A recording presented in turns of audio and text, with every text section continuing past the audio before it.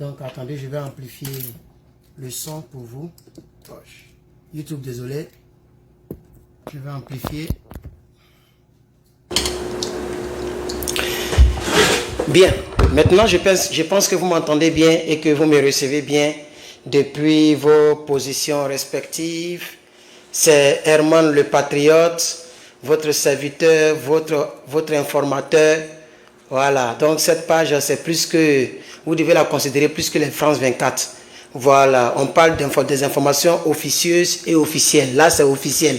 Le communiqué m'a été balancé. On va lire le communiqué numéro 27, donc du colonel-major Amadou Abdraman, de la part du général de brigade, j'ai nommé ici Abdraman Tiani, président chef de l'État du Niger.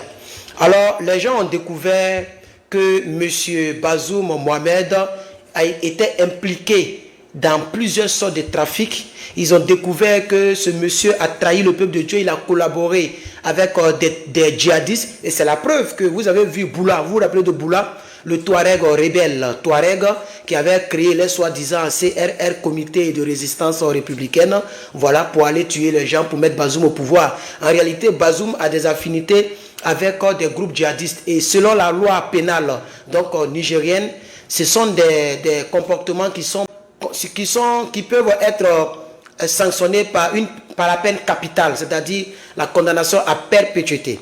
Alors aujourd'hui, c'est officiel. J'avais déjà parlé de ça. Pour ceux qui me suivent attentivement, j'avais déjà parlé d'une probable peine capitale pour M. Bazoum, mais je n'ai pas pris plus d'une minute là-dessus. J'ai passé dessus comme ça. Parce que c'est des sujets qui sont tellement fragiles, il ne faut pas trop s'amuser avec ça. Mais aujourd'hui, comme c'est officiel, nous on parle maintenant de manière officielle. Donc, chers camarades, pour ceux qui ne le savent pas, tout à l'heure, on va écouter Abdraman Amadou, colonel-major, porte-parole du gouvernement, qui va essayer de non seulement donner l'information, mais qui essaiera aussi de donner pourquoi est-ce que il aura un jugement, parce que ce monsieur, chers camarades, ce monsieur a trahi, il a trahi le peuple du Niger. Il a trahi le peuple du Niger. On ne peut pas mettre quelqu'un au pouvoir pour que cette personne collabore avec les gens qui nous tuent. Ça s'appelle la haute trahison. Vous voyez un peu, c'est exactement ce que M. Guillaume Soro, chef rebelle, a fait. Le président Laurent Gbagbo l'a gracié, l'a amnistié, a fait de lui Premier ministre, mais étant Premier ministre, il a encore comploté contre le peuple de Côte d'Ivoire, contre l'État de Côte d'Ivoire, et ils ont fait tuer plus de 3000 personnes encore de 2000 en 2011. Vous voyez, ça s'appelle la haute trahison, la trahison la plus élevée dans un État. Lorsque tu complotes avec les gens qui viennent tuer la population et aussi les institutions de l'État. Donc, M. Bazoum sera jugé, c'est-à-dire lorsque les gesticulations vont passer, parce que ça va passer tôt ou tard. La France va gesticuler, la CEDEAO va gesticuler, mais ça ne va pas arriver quelque part. La gesticulation n'aura pas d'effet parce que M. Tiani va diriger le pays. Il a déjà commencé à diriger le pays. Donc le Premier ministre a été nommé. Il y a plus de 21 ministres du gouvernement qui ont été nommés. Même l'ambassadrice qui a été nommée a été reconnue par l'État américain. Et donc les Français ont commencé à se masturber, je vais dire au niveau de la parole, ils ont commencé à faire des tapages un peu sur leur plateau, mais bon, ça dépend d'eux. Donc, chers camarades, les bases étant mises, je vais vous faire écouter le communiqué de Abdraman Amadou. Tiennent à informer l'opinion publique nationale et internationale que depuis les événements du 26 juillet 2023, les allégations les plus fantaisistes et mensongères sont véhiculées par certains. Désolé, je voulais faire ça comme ça. Faut parler, mon frère. Tiennent à informer l'opinion publique nationale et internationale que depuis les événements du 26 juillet 2023, les allégations les plus fantaisistes et mensongères sont véhiculées par certains lobbies en relation avec des responsables politiques ouest-africains au plus haut niveau et de leurs mentors internationaux. Le CNSP et le gouvernement de transition dénoncent avec force la campagne d'intoxication et de désinformation, ainsi entretenue à dessein pour le seul intérêt d'un individu et de son clan.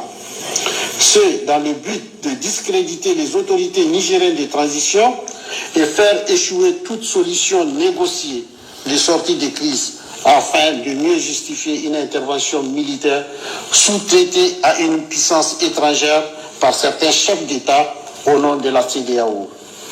Les autorités nigériennes de transition regrettent cette attitude d'une certaine communauté internationale qui consiste à manifester sa solidarité vis-à-vis de quelques politiciens du régime dessus et en même temps manquer d'empathie envers les populations nigériennes durement éprouvées par les sanctions illégales, inhumaines et humiliantes de la CEDEAO qui vont jusqu'à priver le pays des produits pharmaceutiques, des denrées alimentaires de première nécessité et de fournitures en courant électrique. Le CNSP et le gouvernement de transition saluent la résilience et la solidarité du peuple nigérien qui fait preuve d'une grande dignité face à cette épreuve, dont il compte tirer toutes les leçons qui s'imposent et en sortir renforcé et grandi. Le CNSP et le gouvernement de transition rassurent les Nigériens que, sur instruction du président du Conseil national pour la sauvegarde de la patrie, chef de l'État, son Excellence le général de brigade Abdourahmane Tchani, toutes les dispositions urgentes sont en train d'être prises pour atténuer au maximum l'impact des sanctions de la CEDEAO sur nos vaillantes populations. Enfin, s'agissant des responsables du régime dessus interpellés, le CNSP et le gouvernement de transition réaffirment leur ferme volonté de respecter nos lois et règlements, ainsi que les engagements du Niger en matière de droits de l'homme, et ce faisant, de les traiter avec humanisme, conformément à nos valeurs traditionnelles et religieuses. En ce qui concerne le cas précis du président déchu, le CNSP et le gouvernement de transition invitent toute personne de bonne volonté, épris de paix et de justice, à s'interroger sur la sincérité de sa prétention à soutenir qu'il est séquestré. Alors même que les militaires n'ont jamais investi sa résidence présidentielle et qu'ils disposent encore de tous les moyens de communication. En outre, le CNSP et le gouvernement de transition rappellent que le président déchu reçoit régulièrement la visite de son médecin et que la dernière visite de ce dernier remonte au samedi 12 août 2023 de 11h30 à 15h. Aussi, après cette visite, le médecin n'a soulevé aucun problème quant à l'état de santé du président déchu et des membres de sa famille, tel que d'ailleurs confirmé par un message de l'intéressé à ses proches et aux médias internationaux. En tout état de cause, le gouvernement nigérien a réuni à ce jour les éléments nécessaires de preuve pour poursuivre devant les instances nationales. Écoutez très bien maintenant, c'est la fin. Le truc fait 4 minutes et quelques, mais c'est à 3 minutes 57 qu'il a parlé de la poursuite. Vous voyez? Donc, je vais reprendre cette partie, il reste 20 secondes. Mais pour ne pas me perdre, puisqu'il a dit beaucoup de choses en 4 minutes, c'est tout un texte qu'il a lu. J'aimerais quand même essayer d'analyser, puisque je suis un analyste, le communiqué du colonel-major Amadou Abdraman qui est là en face de nous. Chers camarades, le monsieur a essayé de parler de plusieurs choses. Pour le respect qu'il a pour l'opinion nationale et internationale, il a donné quelque chose qui ressemblerait un peu à une justification des accusations qui ont été portées au nouveau gouvernement. C'est-à-dire quoi? Les gens ont tendance à dire que M. Tiani et son équipe, c'est-à-dire le gouvernement du Niger, ont tendance à maltraiter le président déchu. Il a dit que non, c'est faux, que le monsieur reçoit régulièrement, comment on appelle ça, la partie. Quant à l'état de santé du président déchu et des membres de sa famille, tel que d'ailleurs confirmé par un message de l'intéressé à ses proches et aux médias internationaux. C'est aux médias internationaux qui va aller, c'est là-bas qu'il va aller confirmer qu'il se porte bien. Ça prouve qu'il appartient aux internationaux, mais il n'appartient pas aux Nigériens. Vous voyez maintenant, non? Il a confié aux proches de sa famille, ça veut dire que sa famille le reçoit. Mais les gens d'à côté, les ennemis de l'Afrique disent qu'ils ont privé le monsieur de médecin et de rien. Vous voyez un peu de sa famille, personne ne peut le voir. Attends, les gens vont le voir. Maintenant, Il s'en va dire aux médias internationaux qui se portent bien. Il ne cause pas avec les médias nationaux du Niger. Lui, il connaît France 24 RFI. C'est dommage pour un président d'un pays. Ce monsieur ne doit plus jamais... Mais il va aller faire prison. Il va aller faire prison parce que les gens ont des preuves. Hein? Ah bon, on continue. Quant à l'état de santé du président Déchu et des membres de sa famille, tel que d'ailleurs confirmé par un message de l'intéressé à ses proches et aux médias internationaux.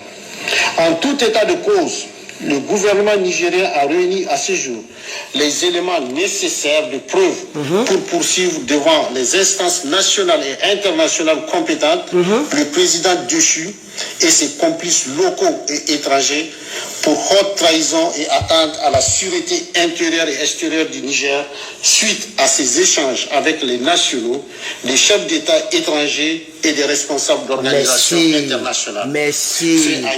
Merci. Fait à Niamey, c'est aujourd'hui. Merci, merci. Je vais vous expliquer la partie là maintenant, chers camarades. Ce qu'il a dit en bon français.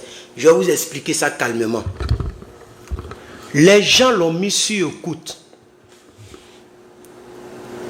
C'est pourquoi ils n'ont jamais permis que le monsieur ne puisse pas avoir, le monsieur ne puisse pas avoir son téléphone être arraché. Vous comprenez maintenant, non? Ils l'ont laissé avec son téléphone, avec tout ce qu'il avait comme téléphone, mais ils l'ont mis sur écoute. Ils sont passés par la compagnie pour le mettre sur écoute. Et ils ont tout enregistré. Donc, la communication qu'il a eue avec l'extérieur et avec les Draman Ouattara, les gens pensent qu'il avait toujours la ligne cryptée. Puisqu'un président, il a une ligne qu'on ne peut pas intercepter. On appelle ça une ligne cryptée. Tous les présidents ont cette ligne-là. Et donc, le même téléphone avec lequel il communiquait quand il était président, il est parti, on lui a donné le téléphone, il est parti à la résidence. Mais ce que les gens oublient, ils sont passés par la compagnie pour enlever le cryptage et pour enregistrer toutes les conversations. Donc, les conversations qu'il a eues avec les djihadistes, avec la France, avec Draman Ouattara, ça montre qu'il est prêt à faire tuer tout son peuple pour qu'il soit président. Et ça, c'est passé de condamnation de haute trahison. Parce qu'on ne peut pas comploter contre son pays et contre son peuple. Je vais refaire écouter la partie là. Vous allez bien comprendre. Parce que tout à l'heure, je me suis plaint, je dis, mais pourquoi ils n'ont pas... Pourquoi on les permet? Et plusieurs personnes se sont plaintes en commentaire quand je parlais de ça très souvent. Que le monsieur, je vous disais que le monsieur, il a droit à l'appel, on lui donnait l'appel, nous-mêmes on ne comprend pas. Déjà, c'était un piège. Et quand ils ont tout rassemblé, ils ont tout mis sur le clé USB, ils ont dupliqué, ils ont multiplié, ils ont donné peut-être à tous les ministres pour ne même pas que ça puisse se perdre. Ils ont fait des copies à la présidence, mais là ils ont fait le communiqué pour dire qu'on a les preuves tangibles, où on l'entend parler, où on l'entend Draman parler, où on l'entend Boula, le rebelle là, parler, où on l'entend la France parler, et puis ils sont en train de faire des choses qui n'arrangent pas le Niger. Et ils vont le poursuivre pour ça. Et ils vont le condamner à la peine capitale. Vous allez voir ici. On va recommencer la partie là, c'est très intéressant. Écoutez très bien la partie. Quant à les médias internationaux, quant à l'état de santé du président Déchu et des membres de sa famille, tel que d'ailleurs confirmé par un message de l'intéressé à ses proches et aux médias internationaux. Écoutez maintenant la partie. En tout état de cause, oui, le gouvernement nigérien a réuni à ce jour les éléments nécessaires de preuve pour poursuivre devant les instances nationales et internationales compétentes le président Déchu et ses complices locaux et étrangers. Voilà. Donc il y a des complices locaux qui seront poursuivis. Ces gars, les lobbies. Le monsieur a parlé de lobby, hein. Le monsieur là, il a parlé de lobby. C'est-à-dire les gens traités avec les lobbies du Nigeria, les gens qui ont l'argent au Nigeria, pour faire entrer les rebelles, pour tuer les gens. Donc les lobbies, les complices locaux, mais les complices internationaux. Quand on dit international, ça veut dire au-delà du pays. Donc international, ça peut être les complices depuis la Côte d'Ivoire. Peut-être que Soro peut rentrer dedans. Parce que lui, il est fort dans les bêtises comme ça. Les complices depuis la Côte d'Ivoire, les complices sont depuis... Vous voyez un peu non, le Nigeria, un peu partout, même depuis la France. Donc tous ceux-là vont passer devant les tribunaux. C'est ce qu'il est en train de dire ici. Très rapidement. Très rapidement. Écoutez. Les instances nationales et internationales compétentes, le président Déchu et ses complices locaux et étrangers pour haute trahison et atteinte à la sûreté intérieure et extérieure du Niger suite à ces échanges avec les nationaux. Voilà. Suite, c'est comment ils ont pris les preuves. Les échanges avec les nationaux et internationaux. Les échanges. Donc soit ils ont mis des trucs dans la pièce, des micros, des macro-micros, des petits micros dans la pièce, ou soit ils ont mis sur le coude même son téléphone pour enregistrer tout. Et maintenant, ils ont les preuves. Ils vont maintenant le poursuivre. C'est de ça qu'il s'agit, chers camarades. Je reprends encore la partie. La sûreté intérieure et extérieure du Niger, suite à ces échanges avec les nationaux, les chefs d'État étrangers et des responsables d'organisations internationales. Vous voyez, les chefs je suis sûr que Draman est dedans. Je mets mon doigt au feu. Draman est dedans. Les chefs d'État étrangers, soit la France est dedans, Draman est dedans, Macky Sall est dedans, Patrick Soulier, tous ceux-là, ils seront dedans. Vous allez voir ici. Donc, chers camarades, il est tard ici. Il est tard ici. Je ne peux pas vous blaguer. Voilà. Il est 18h21. 18h21 chez nous ici. Je ne sais pas quelle heure je fais chez vous. Mais merci aux 1100 personnes que je vois toujours. Ça, c'est un miracle. Hein, à cette heure-là. Il fait quelle heure chez vous, s'il vous plaît? Merci aux 1100 personnes. Merci aux 160 personnes sur notre chaîne YouTube. C'est ce que je voulais vous dire. Je voulais simplement vous dire que Bazoum va passer devant les tribunaux. Donc, chers camarades, si moi j'étais à ta place, c'est même pas la peine d'aller regarder France 24, de regarder. Tu peux regarder la chaîne de ton pays si tu ne vis pas dans ces pays suivants. Le Togo, le Bénin, la Côte d'Ivoire, le Sénégal, etc. Le Nigeria. Si tu ne vis pas dans ces pays, que tu vis au Mali, au Burkina, en Guinée, en Algérie, et quoi encore, en Mauritanie, ces gens de pays-là, tu peux regarder le journal télévisé. Voilà, donc il est minuit 22 en Afrique. Voilà, toutes les heures que je vois, c'est minuit 22, minuit 22. Il est 1h du matin au Bénin.